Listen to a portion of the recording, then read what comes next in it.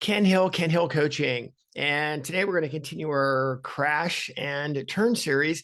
We did that first one kind of for fun, and it was great. The feedback was fantastic, and I had a lot of requests for a lot more corners. So today we're going to be jumping into a corner that is basically named Crash Corner, and that is turn 9 at Chuckwalla. And Chuckwalla, you can go either directions. And so we have sort of the same problem either direction. Very difficult corner. Can't really see either direction. You can't really see your exit. It's off camber. One direction, the exit tightens up. So yeah, it makes it super difficult. Fun corner. So we're just going to jump into it here. So I'm going to share my screen, and we're just going to jump right into this. So here we go. Okay, let me get set up here. So turn 9 at Chuckwalla. And again, just a super fun track. They've got a lot of awesome, just so many riding opportunities there. It's fantastic. So turn 9. And we'll go through this, and then we'll also watch some video. So turn 9, we'll just kind of give some highlights here is how the camber works. And we're talking, this whole section is pretty off camber. And this, to make matters worse, right? This is downhill. And it's so easy to lose the front there if you haven't done the right technique and you don't have the bike in the right spot. And so it really amplifies any issues you might have with respecting direction or how you're using the brakes or inputs. Even I've seen people lose the front end on too abrupt throttle there just because there's so very little contact patch that's happening.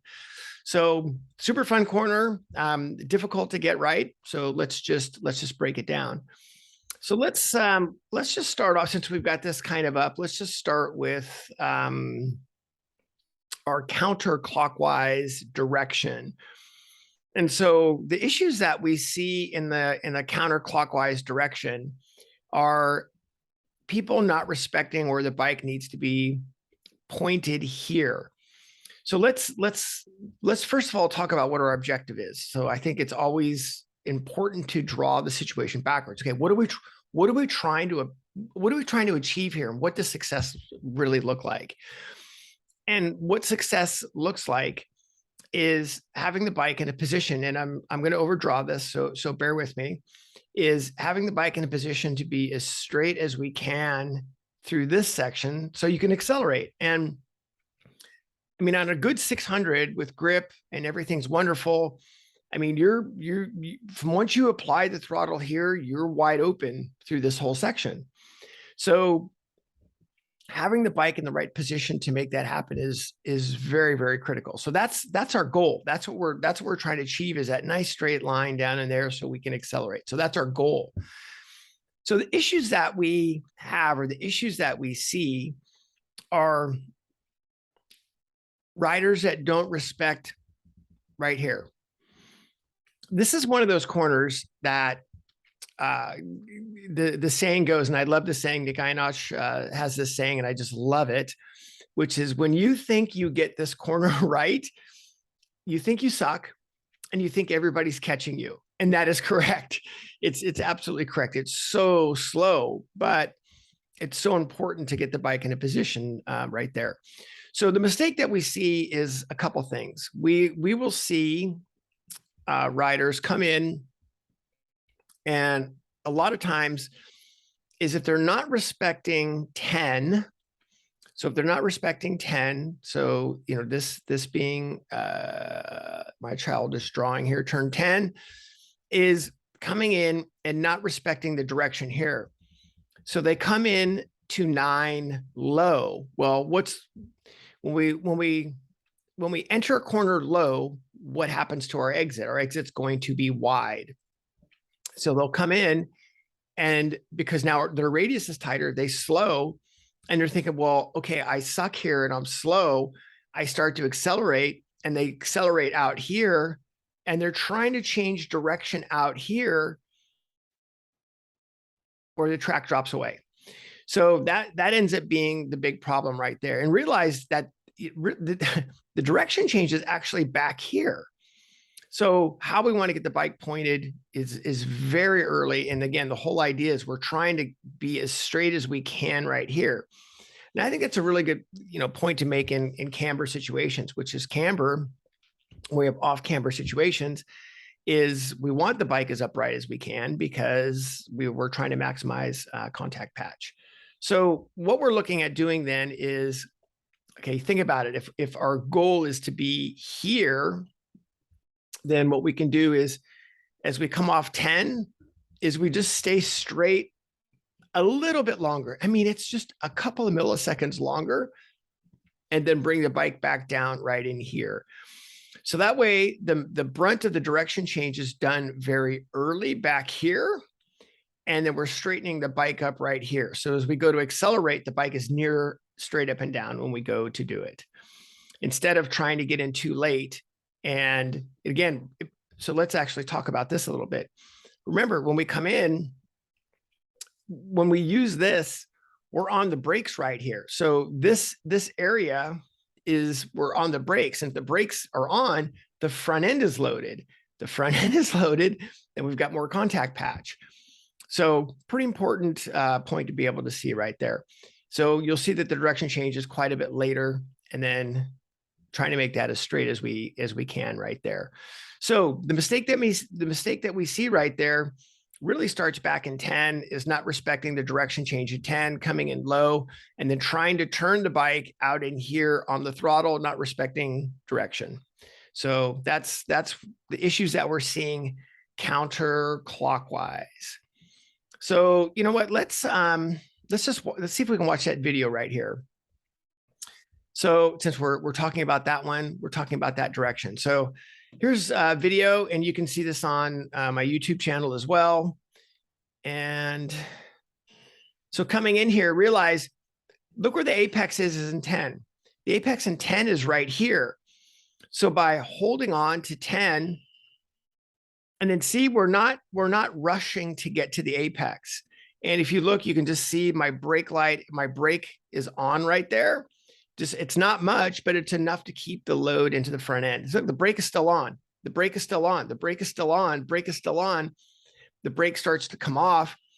And then look how we respect where the bike is right there. And at this point, I can start to build some throttle.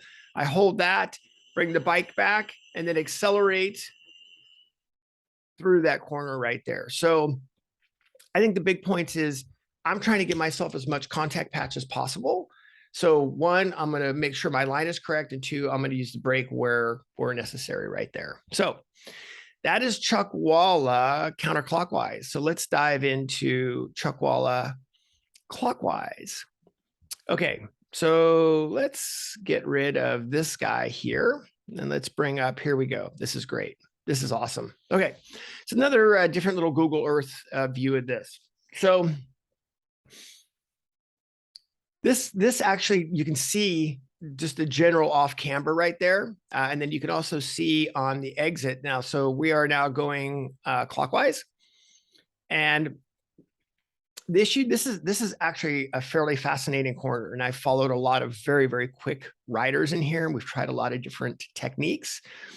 And so the whole idea is very similar to the other direction, where a lot of times people will they'll get their braking done early. They'll get their slow point of the corner done too early. And then they try to get the bike to turn out in here on the throttle. And again, this is another one of those corners where you think you suck and you think you're going too slow. And guess what? It's right. But now getting to it and from it is a whole nother story. But at the slow point, that's exactly what we're talking about. So when we look at this, we see all sorts of different crazy things in here. So again, what's our goal? Our goal is to have the bike down here pointed so we can accelerate down into 10. Great, that's our goal. And now we see a bunch of different ways of obtaining that goal. So again, if our slow point is here, that is our goal right there. there's times I'll see people come in and they hold the right and then they try to make a pretty big swoop over here. Again, trying to change direction in that off camber like that, very, very difficult. So that's one thing that we see that ends up being a problem. Or another one that I'll see, and this is actually a very interesting one. And I've had a lot of conversations with some very, very quick pro riders on this, is your brake timing in there. So remember what I said about going counterclockwise is I want to have a loaded front end in here, right? I want the front end to have a load so I can maximize contact patch. I've talked to some riders and you'll see some riders that are going to try to make 8, right? So here we are in 8, is they try to make this a gigantic entry corner, meaning they'll turn in and they're trying to ride all of the entry speed all the way down here into 9. So, and you can absolutely carry a ton of speed in there doing it that way. And we've gone back and forth with this, meaning we've tried both ways on data, and we've tried, basically rolling the thing through there as a big entry corner and, staying with the brake all the way down. It's very difficult to carry enough speed into 9 where you can have an appropriately loaded front end in here. So what ends up happening is because you just can't carry enough speed in there, you end up with a brake release down here. And then again, you're stuck in the same problem where you've got an unloaded front end. And unless you really overslow, then it's hard to get what you want right there. So instead, what we end up doing, or what we like to do, is we'll have a brake release for 8. We'll go back to the throttle, and then we actually go back to the brake. And that forces us then to have more of a loaded front end. And it's not a lot of brake pressure, but it's enough to put the front end back where it needs to be. So it ends up it makes a huge difference in contact patch and your confidence. Yes, having the appropriate motor controls in there is pretty important, but you get the idea. So recap a little bit. The issues that we see are people coming in and they're not respecting this area in here. So they're trying to get the bike. They miss their apex. As soon as somebody misses their apex, it's actually pretty interesting. As soon as they miss their apex, I know I'm going to pass them right down here because they're not going to be able to set up for a good drive out of 10. So the issue that we see, not respecting this area of where the bike has got to be slowed and pointed, and trying to accelerate during your direction change. And that's just going to lead to the front end, less contact patch, off camber, downhill. And it just makes it so much worse. So let's take a look at going in there, using a little bit of brake in here, keep the contact patch where you need it to be, really respecting how that bike comes around the apex. Yeah, and it's slower than you think. So let's see if we can watch that one on video. Okay, let's watch that one on video and see what we got here. All right. All right, coming out of 7. There's my turn in on the brake. You see my brake release right there at the curb. Back to the throttle. It's not a lot of throttle. Back to brake. And just holding on to that brake so I can maximize my contact patch. Look where the apex is, right? See how late the apex is there, and then driving it actually down into 10. Again, when we went back and forth with this, we realized that there's not a lot of lap time difference between the two, but there's definitely a consistency and safety difference. So yeah, I mean, I definitely want to go faster, but I also want to make sure I'm doing it in the safe way as possible. So, all right. Turn 9 Chuckwalla. There you go. That's why we're falling down there. And this is also the way that we can fix it and learn to go, quicker with it, and also make sure that we're staying in that safety aspect.